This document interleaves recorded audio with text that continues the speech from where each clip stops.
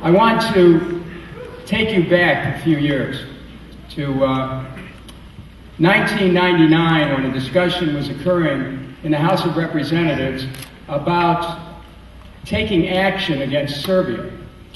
And the discussion was military action. It was interesting to see how normally gentle, placid individuals serving in the House got swept into this discussion about war. It's interesting to be at the genesis of a discussion about war, because you can see how war can work its way through people's thinking as a virus might attack the system. The thinking of war has a way of spreading very quickly and sometimes overwhelming logic and heart. I saw this process at work. And when I saw this process at work within the Congress, it caused me to step back and to think about how is it that wars are created? Where do they begin? And so, despite the admonition that I had learned years before that, not studying war no more, that famous phrase from out of the song bag of the South, ain't gonna study war no more, I began to study war. And I looked at how over 100 million people perished in wars in the 20th century, most of them innocent civilian non-combatants. I looked at how war was not simply something that was a social phenomenon, but many people felt that war was inevitable when the war started when the war was at its inception. And then I began to look at the thinking that produced war. Because if we think that war is inevitable, what do we get? War. That's right. And when I began to do my own journey and thinking into this whole process, and began to do some deep reading and had some, it's about that time I met Marianne Williamson. Marianne, please join me again and thank you, Marianne.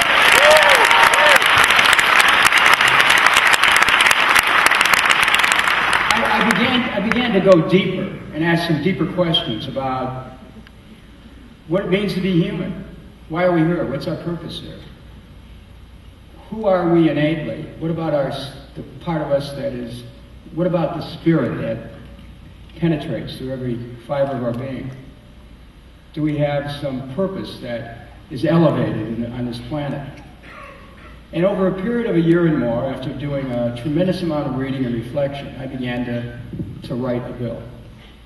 Those of you who will look at the preamble to the bill will see what's reflected as just a lot of thinking about the process of who we are as people.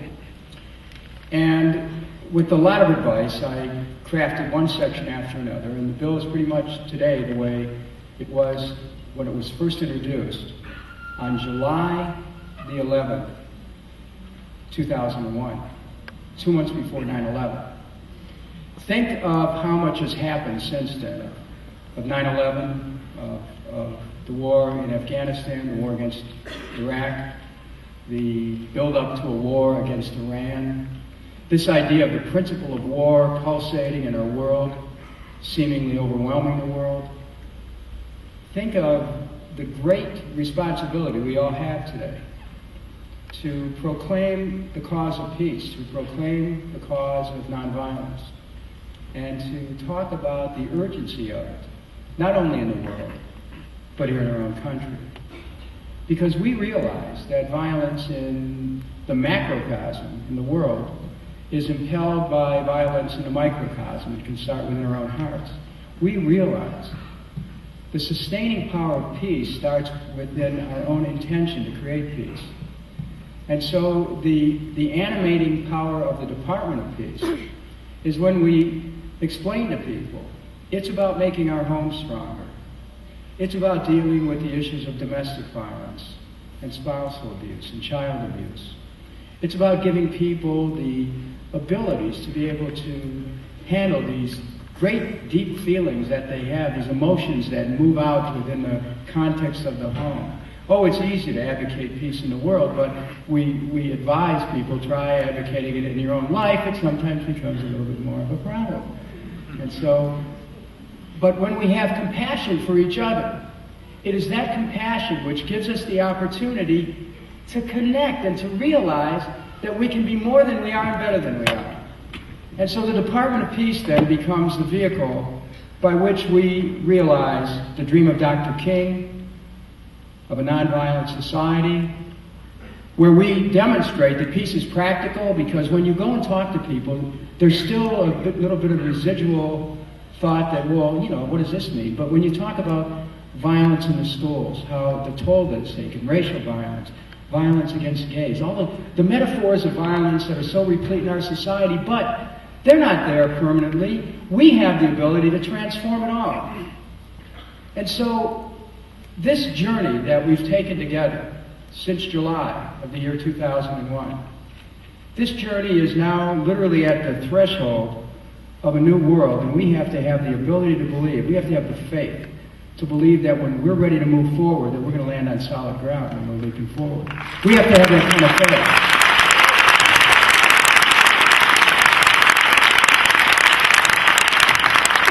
So the Department of Peace and Nonviolence becomes a testimony to faith we have in ourselves, in our communities, in our families, to not simply create a structure in government, but we're not looking at just doing that. As we all understand, this is about nothing less than transforming our culture and our nation and the world, and becoming the beloved nation and the beloved world, making this world the heaven on earth that we know it can be if we just use our minds, our hearts, and our talents to bring love into every interaction that we have, and to make it possible for everyone to believe that we can live in a manner that celebrates the humanity of all people.